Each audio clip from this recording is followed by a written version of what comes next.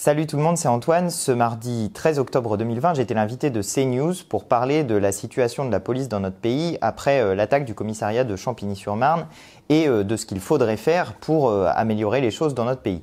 Alors, vous allez voir cette émission, c'était un débat avec plusieurs personnes. Parfois, il y a des moments qui sont un petit peu, disons, houleux, mais en l'occurrence, c'est pas des moments qui m'impliquaient moi, parce que sur le plateau, j'ai eu l'impression qu'il y avait quand même globalement un accord sur les propositions de la France Insoumise, notamment du point de vue du policier de l'UNSA qui était présent sur place. Bref, je vous laisse regarder cette émission et puis comme toujours, je vous retrouve à la fin. Rosa Méziane, bonjour. Merci d'être là, présidente de Move Territoire. Antoine Léaumont, bonjour. Bonjour. Merci d'être avec nous, responsable de la communication numérique de la France Insoumise. Nicolas Pucheux, bonjour.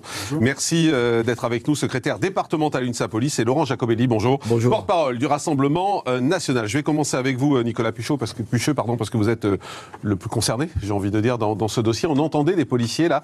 Moi, ça m'a surpris qu'ils disaient désormais la peur a changé de camp. Et souvent, la peur est du côté des policiers, au lieu d'être du côté des délinquants. Vous avez ce sentiment aussi?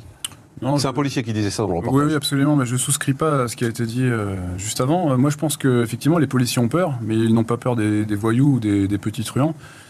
Ils ont peur de la justice, parce que bien souvent, dès lors qu'une interpellation, qu'une intervention de police se passe mal, on jette immédiatement l'opprobre sur la profession. Ils sont présumés coupables, parce que la présomption d'innocence ne prévaut que pour les voyous. Et on a plus peur de la justice, finalement, que des petits truands. La présomption d'innocence ne prévaut que pour les voyous. Écoutez, pas pour les policiers. Dans les faits, c'est ce qu'on constate, malheureusement. Ouais. C'est ce qu'on constate régulièrement. Des histoires, on assiste à des histoires où des policiers sont suspendus, désarmés, sans traitement, alors que l'instruction est en cours. Alors que pour effectivement tout citoyen, c'est la comment dirais-je la présomption d'innocence qui prévaut, et dans les faits, ça n'est pas appliqué à l'ensemble des forces de police. Antoine Léaumont, quand vous entendez les policiers qui disent qu'ils sont victimes finalement du système judiciaire? Bon, moi je suis pas tout à fait d'accord avec vous en me basant sur les chiffres, parce que si on prend par exemple la période de la répression du mouvement des Gilets jaunes, sur 400 signalements à l'IGPN, il n'y a que 2 cas qui sont allés devant un tribunal. Donc ça me semble un peu exagéré de dire qu'il y a une peur de la justice. Par contre, il y a un problème réel qui se passe au sein de la police, à mon sens, et je veux bien votre avis sur le sujet, c'est le manque de moyens. C'est-à-dire que depuis des années, et M. Darmanin est un hypocrite en réalité, parce qu'il a participé, il a soutenu M. Sarkozy qui a supprimé des postes de police, et désormais on a besoin de réinvestir dans la police pour créer des postes, pour rénover les commissariats, et puis parce que les policiers le disent, ils ont besoin de davantage de moyens. Par exemple, les heures supplémentaires des policiers ne sont pas payées depuis un certain temps, ils ne sont pas payés. Donc il faut d'abord mettre les moyens, et puis je pense que les cas qu'on a vus récemment, et qui sont condamnables et qui m'inquiètent au plus haut point, parce que ça veut dire qu'il y a une colère contre la police, cette colère-là... Justifiée ou pas? Je pense qu'il faut essayer d'étudier ce qui se passe. Quand les gens deviennent aussi violents avec les policiers, avec une volonté parfois de tuer en réalité, il y a un problème grave qui est qu'est mis en cause le monopole de la violence physique de l'État. C'est-à-dire que par la police, c'est l'État lui-même qui est mis en cause dans ce genre de situation. Et il faut se poser la question de pourquoi. Donc moi, ce que je pense, c'est qu'il faut revenir à une politique vis-à-vis de la police qui est raisonnable, rétablir les polices de proximité, mettre en place des choses comme le récépissé de contrôle d'identité par exemple, qui est, je sais, un des sujets qui va sans doute nous diviser, mais qui a été mis en place dans une ville en Espagne, près de Madrid, et ça mène à une efficacité accrue de la police, parce que avec cette mise en place du récépissé, les contrôles ont diminué de 75%, et les contrôles menant à le constat effectif d'un délit ont été multipliés par 4. Donc c'est une mesure qui est efficace pour rétablir le lien avec la police, ce qui moi me semble le plus important, c'est-à-dire que les gens n'aient plus peur de la police et que les policiers n'aient plus peur des gens. Je vois Laurent Jacobelli qui lève les yeux au ciel en vous écoutant. Non, mais on pourrait souscrire à votre discours si la situation n'était pas aussi grave. Ce qui vient de se passer, c'est qu'il y a un commissariat de police qui, pour la 5e fois, vient d'être attaqué au mortier, toujours le même, à Champigny. C'est arrivé un jour après que 2 policiers à Herblay se voient pris leurs armes par par des voyous. La situation est très grave. Oui, et elle c'est est ce que très j'ai grave. dit. Pourquoi ? Parce que la police, aujourd'hui, elle est doublement désavouée. Elle a été désavouée par ses autorités.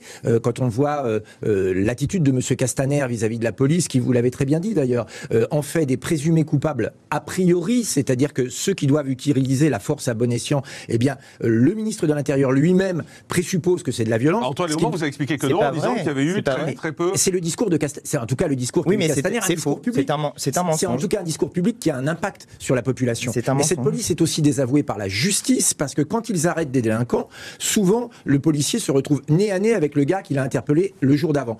J'aimerais revenir sur ce qui s'est passé à Champigny. Mais les récépissés, par exemple, c'est une solution. Les récépissés. Pourquoi pas, mais c'est pas, je veux dire, c'est pas je à suis la heureux de vous hauteur. entendre dire. C'est pas à la hauteur. Aujourd'hui, ce qu'il faut, c'est que ceux qui commettent des délits contre la police se voient arrêtés, qu'il y ait des peines incompressibles, des peines planchées, et qu'ils fassent, qu'ils exécutent leur peine. Un rappel à la loi n'est pas une peine. Mais- Ces gars-là doivent aller en prison.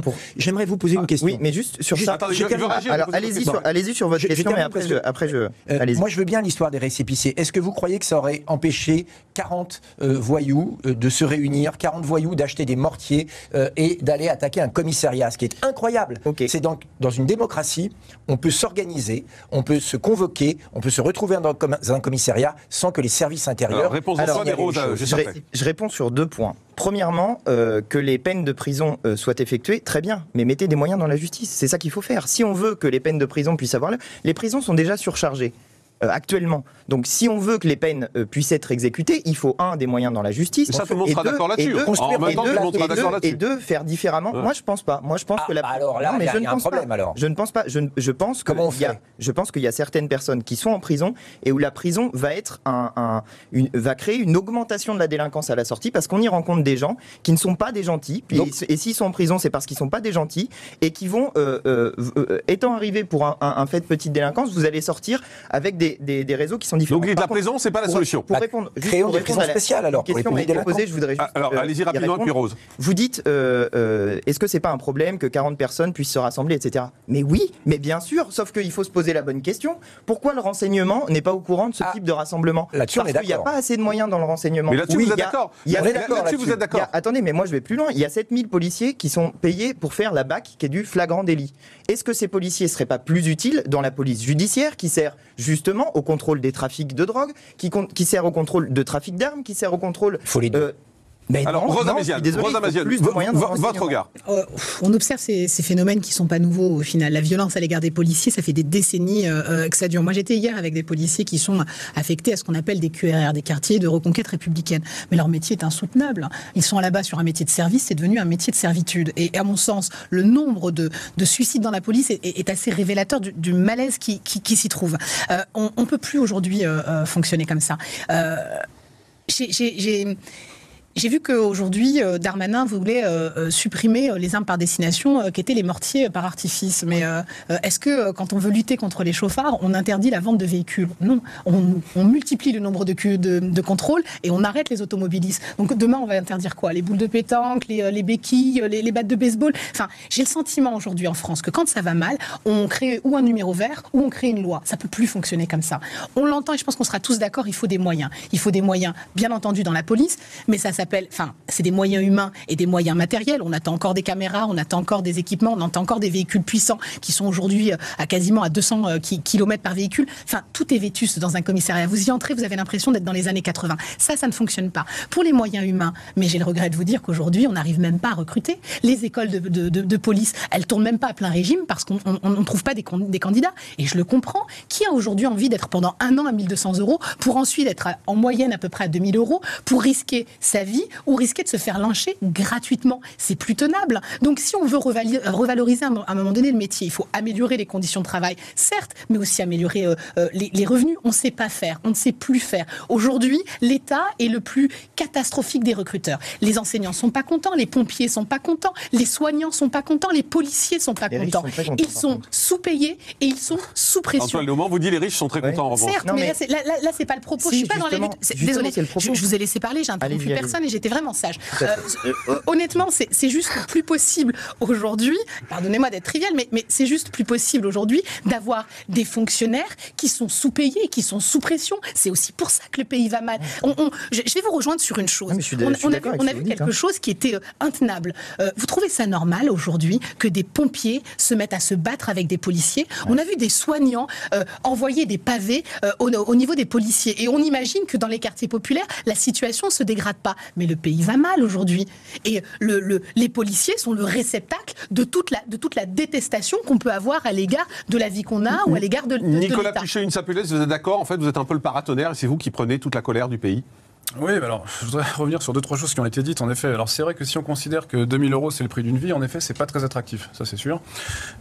Concernant les sanctions qui sont infligées aux policiers, quand il y a une enquête qui est menée, il y a toujours un volet administratif et un volet judiciaire. Les deux condamnations que vous citez, c'est le volet judiciaire. Après, il y a des mesures conservatoires qui sont prises, volet administratif, où des policiers sont suspendus sans traitement, et c'est dramatique. C'est-à-dire que souvent, ils ont une vie de famille, des enfants à nourrir, et là, ils peuvent plus. C'est par là que j'entendais présomption de culpabilité. Ensuite, en effet, oui, bien sûr, nous, on assiste à, si vous voulez, une défiance structurelle. Aujourd'hui, il y a un clivage énorme qui s'est creusé, un fossé entre la police et sa population. Et en effet, les policiers sont... pour reprendre ce qui s'est passé à Champigny-sur-Marne, c'est un quartier populaire, c'est une cité comme on en trouve tant dans le Val-de-Marne, et vous avez ce commissariat qui est enclavé, seul symbole de l'État et de la République, dans ce quartier populaire. Et en effet, quand ces jeunes s'en prennent avec des tirs de mortier et des barres de fer au commissariat de police, c'est un symbole de l'État et de la République qui est attaqué. Mais qu'est-ce qu'on répond aux gens sur place, en fait, Laurent Jacobelli? Qu'est-ce qu'on dit aux gens sur place qui en peuvent plus, de ces situations? La sécurité, c'est la première des libertés. Je crois qu'on a parlé beaucoup des moyens, et je pense qu'il y a consensus autour de cette table. Ouais, on est d'accord, on est tous d'accord. Il y a un manque de moyens dans la police et dans la justice, là-dessus, je pense qu'on est d'accord. Il y a aussi un manque de volonté. C'est-à-dire que quand on voit M. Darmanin s'offusquer de ce qui se passe simplement par un tweet... mais Darmanin, il a envie, ça se voit, il a envie de rétablir l'ordre, non? Qu'est-ce qu'il fait? Pour l'instant, il tweet, c'est un ministre 2.0, ça c'est très bien, il est très moderne, mais quelles sont les actions concrètes, quels sont les investissements aujourd'hui dans la police? Et surtout, il y a un duo, il y a Darmanin, mais il y a Dupond-Moretti. C'est-à-dire que la police sans la justice, ça fonctionne pas. Or, aujourd'hui, je suis désolé de remettre ça sur la table, mais les petits délinquants, les voyous, ceux qui agressent des policiers, ne sont pas punis assez sévèrement. Je vous demandais ce qu'on répondait aux gens de Champigny-sur-Marne. Je vous propose de regarder, parce que les équipes de CNews, et on en parle après, les équipes de CNews sont retournées à Champigny-sur-Marne, et vous allez voir, il y a des gens qui sont en larmes. Bien sûr. Ils n'en peuvent plus. Regardez. Farida habite au Bois-l'Abbé depuis plus de 30 ans. Samedi soir, elle a été réveillée par les tirs de mortier et d'artifice lors de l'attaque du commissariat. Je pleurais parce que mon fils il habite par là et mes petits-enfants ils sont là-bas. J'avais peur qu'ils vont se brûler avec la maison. Mes enfants ils sortent pas, ils font l'école à la maison. Ils sortent pas. Ils font pas l'école non, chez eux. Pourquoi? C'est à cause de la drogue. La drogue qui nous tue nos enfants, non. Une insécurité grandissante que dénonce aussi Abdelkader. Il est arrivé dans le quartier il y a 49 ans. On était beaucoup mieux respectés. Il n'y avait pas autant de jeunes dans les escaliers, d'aller. Et puis, depuis plusieurs années, c'est de pire en pire. Les acteurs associatifs estiment que leur quartier souffre d'une mauvaise réputation et dénoncent une récupération politique. C'est pas la guerre, ça reste, on condamne, mais ça reste des feux d'artifice, d'accord? Ces gestes-là est regrettable. Voilà, ce sont des jeunes qui, entre guillemets, ne savent pas tellement bien s'exprimer. Alors, ils s'expriment peut-être avec des pierres et des cailloux, mais si on les mettrait autour d'une table pour pouvoir discuter et trouver des solutions ensemble adaptées pour pouvoir parler des problèmes qu'on a aujourd'hui, sociaux et solidaires au quartier, ça serait différent. Issus eux aussi de ces quartiers, ces hommes appellent à l'apaisement et espèrent pouvoir entamer un dialogue avec les pouvoirs publics. Alors, on vient d'entendre ce chef d'entreprise, Rose Mamadou Koulibaly, qui disait finalement, ces jeunes, ils ne savent pas trop s'exprimer, ils n'ont pas les moyens, donc voilà, c'est des feux d'artifice finalement. Écoutez, il y a des choses qui sont insoutenables dans cette séquence. Et pour revenir sur cet acteur associatif, je vais dissocier tout de même des délinquants qui décident à un moment donné d'attaquer au mortier d'artifice les commissariats et ces jeunes qui essayent de s'en sortir et qui luttent constamment pour trouver un travail, un emploi, un logement. Et expliquer que la délinquance est juste une révolte sociale, c'est à mon sens une erreur. En revanche, il ne faut pas non plus être naïf. Bien entendu que la sécurité est aussi particulièrement instrumentalisée, notamment quand on est en période préélectorale. Et ça, c'est un fait. Mais c'est pas, enfin, une fois qu'on a dit ça, on n'a pas réglé le problème. Moi, quand je vois la douleur de ces habitants qui sont condamnés parfois à se calfeutrer chez eux quand il y a des échauffourées, qui sont coincés au final dans des habitations qui n'ont souvent, pour la plupart du temps, pas choisi, on les a abandonnés. On les a abandonnés, ces habitants. On les a abandonnés. On n'est pas capable de lutter contre le trafic de drogue. On n'est pas capable de lutter contre l'échec scolaire. On n'est pas capable de lutter contre les inégalités qui s'empilent. Et honnêtement, dans les quartiers populaires, c'est à tous les niveaux que les inégalités s'empilent. Il n'y a pas d'excuse sociale derrière ça, mais c'est une triste réalité. Juste pour terminer, ouais. on parle beaucoup de séparatisme ces derniers temps. C'est l'État qui a décidé de se séparer à un moment donné de ces territoires. C'est l'État qui, à un moment donné, a décidé de ne plus faire nation avec ces territoires. Et on n'arrête pas de dire, et je connais votre discours, jusque-là, je vous suivais, mais là, je ne vous suis plus. Continuer à me suivre. Parce que quand on explique en fait qu'on a déversé des milliards dans ces territoires comme si c'était suffisant, alors que tout est à déconstruire dans ces territoires, que ce soit l'urbanisme, que ce soit le manque d'économie, que ce soit une scolarité qui honnêtement, on a tout qui va mal, que ce soit le manque de médecins, le manque de profs, le manque de policiers. Et on pense, parce que depuis 40 ans, on n'a rien fait, qu'on a déversé, on a saupoudré comme ça, d'année en année, on s'étonne de cette situation. Juste, Antoine, un mot, vous êtes d'accord quand vous entendez ce chef d'entreprise là, qui disait, finalement, c'est une façon de s'exprimer, parce qu'on ne les écoute pas. Moi, je trouve qu'il y a un point sur lequel c'est intéressant, c'est qu'il dit qu'il faut mettre les gens autour de la table. Moi, je trouve que c'est une bonne idée d'essayer de mettre les gens autour de la table. Oui, mais vous ne répondez pas à ma question. Est-ce qu'il a raison quand il dit que c'est une façon de s'exprimer comme une autre parce qu'on ne les écoute pas ? Non, moi, je suis pas d'accord avec ça. Je ne suis pas d'accord d'une manière générale quand on utilise la violence pour s'exprimer. Voilà, c'est clair, j'ai pas de souci avec ça. Par contre, le fait qu'on discute de savoir quels sont les problèmes, il y a une personne que vous n'avez pas interviewée dans le documentaire, c'est une personne de droite, c'est le maire de la ville. Et le maire de la ville, il est allé voir les gens. Entendu, hein, sur CNews il est allé voir les gens, et il est allé voir les gens le lendemain de cette attaque. Et ce que les gens lui disent, c'est que les problèmes qu'ils rencontrent principaux ne sont pas des problèmes de sécurité. Dans le document, vous avez cette dame quand même qui explique que développer son petit-fils ne va pas à l'école à cause de la drogue et il est obligé de faire l'école à la maison. Je veux vous répondre sur le fond. Je veux vous répondre sur ce point-là. J'essaye juste de mettre en place des arguments qui permettent qu'on essaye de sortir des images qui sont les plus violentes pour essayer de réfléchir à c'est quoi les problèmes. Par exemple, il y a 50% de chômage des jeunes.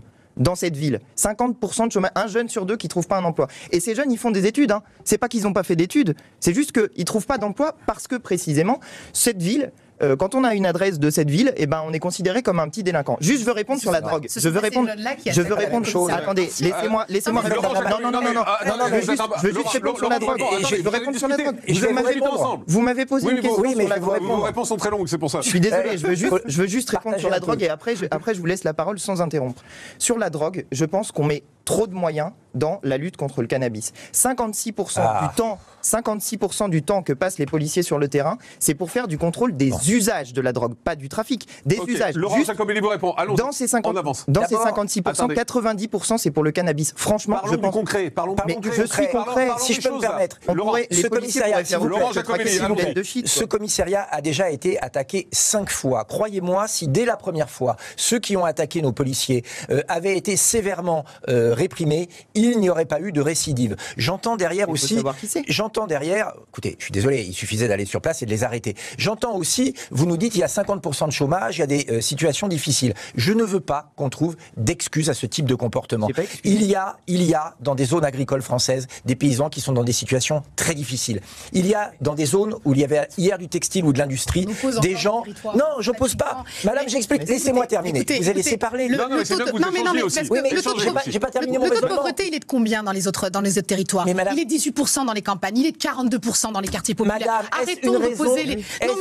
Est-ce que vous avez déjà vu un agriculteur attaqué au mortier des policiers? En revanche, les difficultés, les inégalités sociales, vous savez, c'est le terreau pour le recrutement des fanatiques et le terreau de recrutement pour les dealers. Si on ne comprend pas que d'une part, il faut un discours de fermeté, et bien sûr qu'il faut arrêter les délinquants, eh bien, écoutez, vous ne trouverez pas de discours ambigu. J'aurais terminé mon raisonnement parce que ça aurait permis d'avoir un échange plus fructueux. bien sûr qu'il faut arrêter les délinquants, qu'il faut les enfermer. Mais expliquer en fait que les inégalités sociales ne sont pas liées aussi au recrutement de ces dealers. Vous savez, vous fermez un four, il y en a un deuxième qui se recrée 10 jours après. Et quand on jusqu'au bout, vous verrez que vous caricaturez ma pensée. Non, je caricature suis en train de vous dire opposer systématiquement les territoires entre la personne qui vit dans la campagne et la personne qui vit dans le quartier. C'est juste plus possible ce discours-là. Et c'est aussi pour ça que vous ne serez pas aux responsabilités, parce que c'est intenable d'opposer les personnes face à face. Bon, ça y est, vous avez terminé votre laïus. Non, je vous ai juste répondu. Non, vous m'avez pas répondu parce que j'ai même pas eu le temps de terminer. Je suis en train de vous dire qu'il y a plusieurs manières de réagir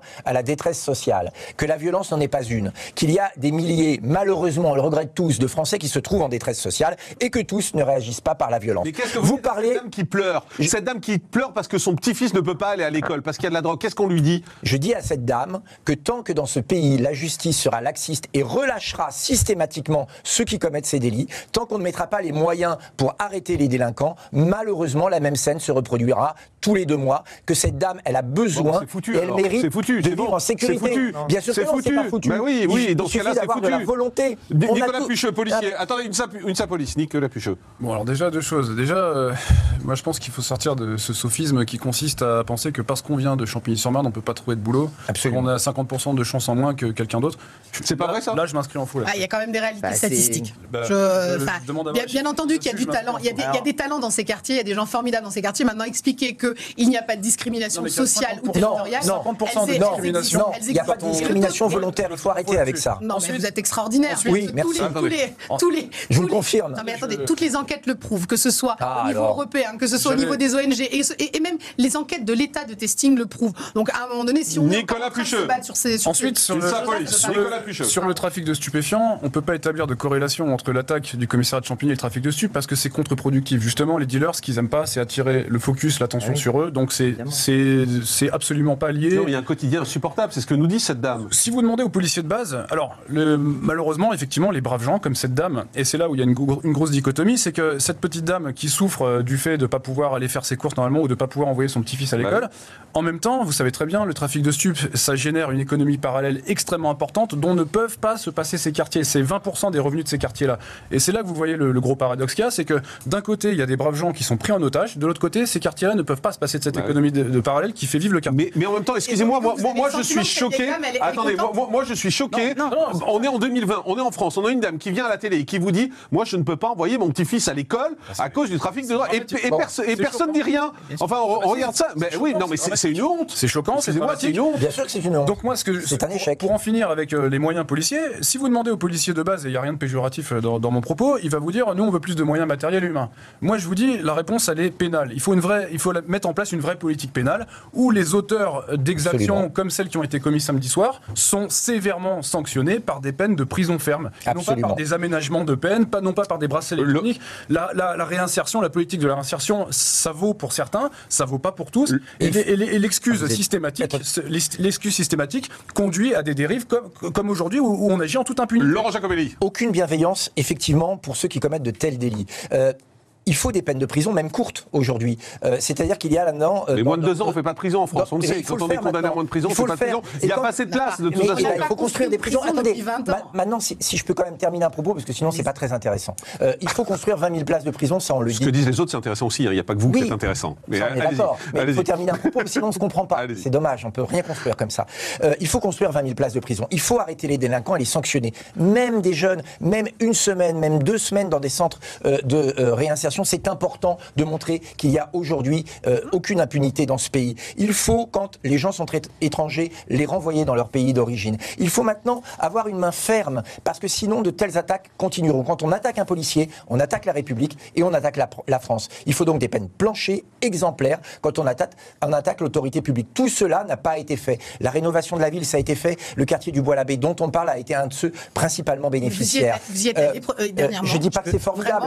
Je dis qu'il y a des choses qui sont faites. Parce que moi, je vous le dis, j'y vivrai pas au Bois-l'Abbé. Très bien. Parce que pour le coup, je le connais, le Bois-l'Abbé. Madame, que en amont, il faut aujourd'hui. C'est facile de dire que ça a été en amont, aujourd'hui, il faut relancer la politique d'assimilation républicaine et donc contrôler l'immigration. Ces gens-là étaient des étrangers. Et en aval, avoir des peines de prison qui soient enfin un dernier mot, Antoine Aumont. Ça s'appelle l'ordre. Une phrase. Moi, je pense que si on veut faire bien, il faut poser des réflexions larges. Il faut refonder complètement la police, c'est-à-dire mettre plus de moyens, mais aussi... Mais là-dessus, vous êtes tous d'accord? Non, on n'est pas d'accord. Bah oui. Changer les missions. Moi, je veux vous poser une question. On a fait un colloque sur la sécurité il n'y a pas très longtemps avec la France Insoumise, et il y a une policière qui nous a dit que dans la police, il y a un mot qui se dit « il vaut mieux arrêter un chiteux qu'un braqueux ».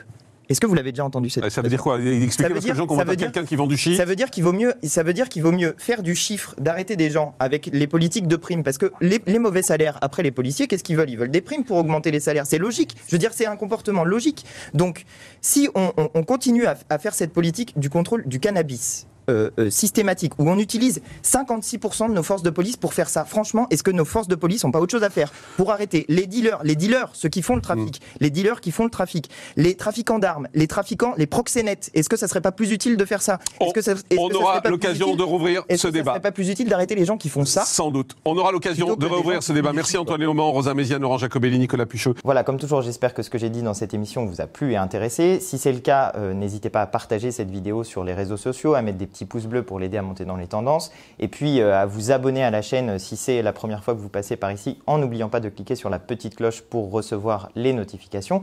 Dites-moi aussi ce que vous en avez pensé dans les commentaires, parce que moi ça m'aide à savoir si c'était bien, si c'était pas forcément bien, ce qui manque comme information, etc.